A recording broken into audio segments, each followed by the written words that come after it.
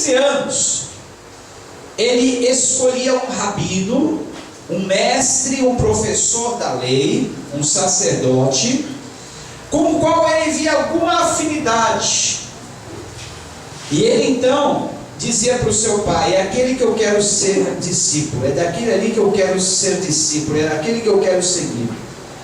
Seu pai o apresentava ao rabino, seu pai o apresentava ao sacerdote, ao mestre da lei, e dizia: meu filho quer ser seu discípulo, quer ser seu seguidor.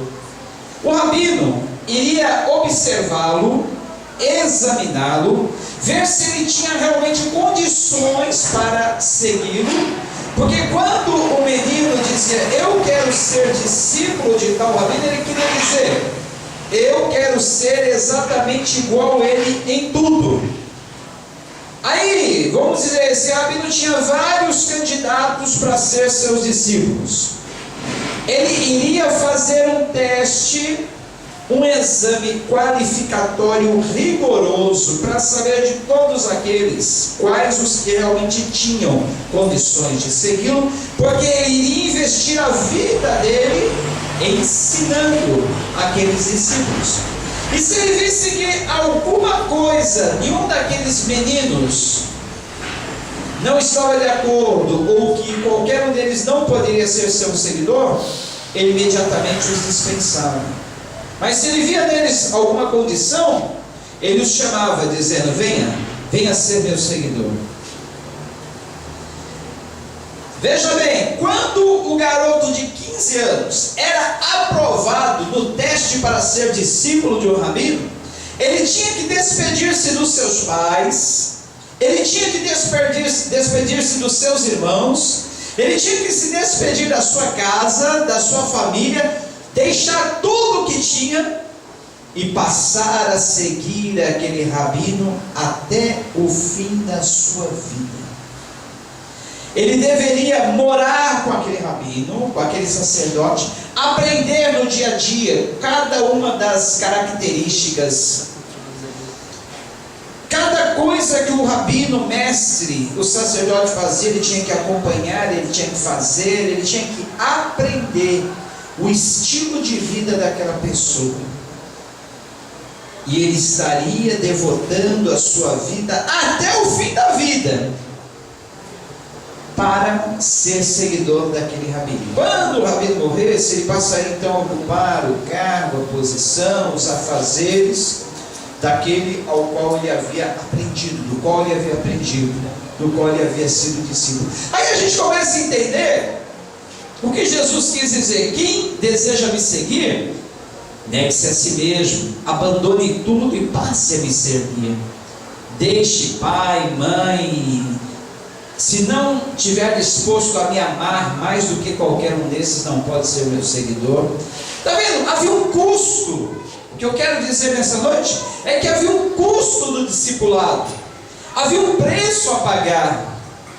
E hoje, qual é o preço que nós estamos pagando para sermos seguidores, para sermos discípulos de Jesus?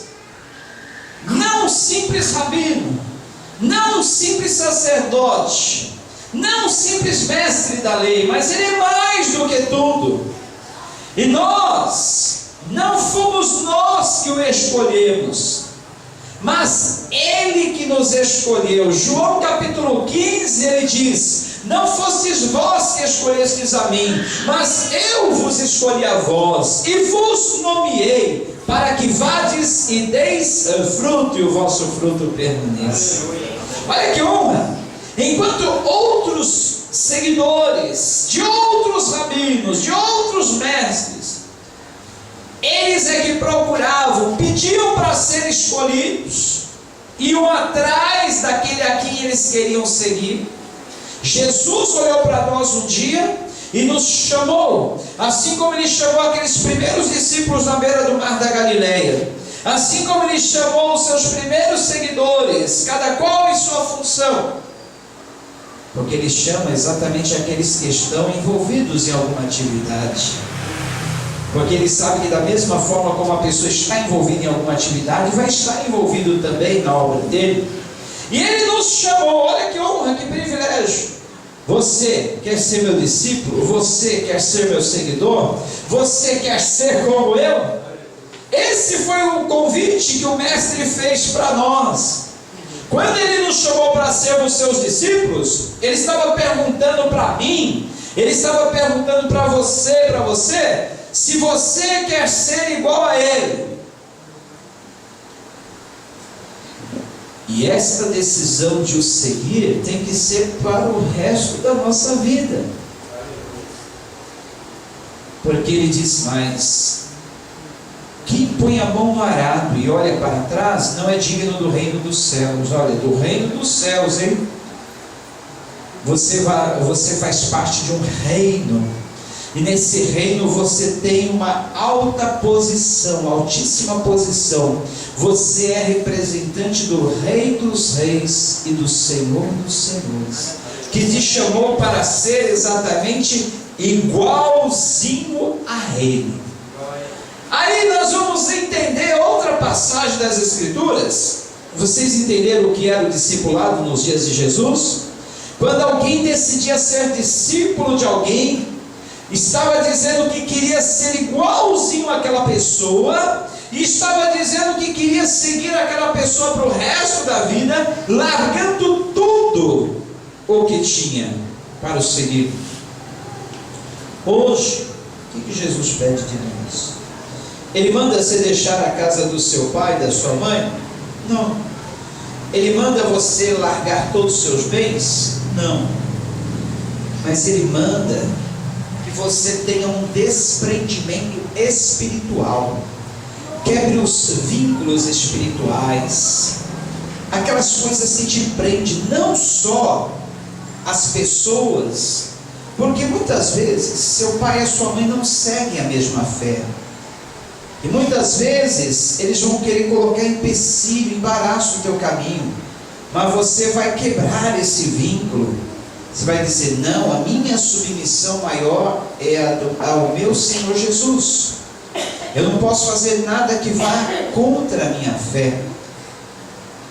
O Senhor Jesus, Ele não manda que você venda todos os seus bens, desfaça de tudo que você tem, se você tiver uma casa, se você tiver um carro, se você tiver roupas ou outros bens. Não!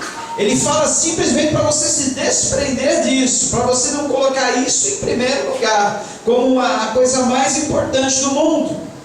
Se o teu amor a Jesus não sobrepujar, não for acima de todos esses amores, não somos dignos de o servir.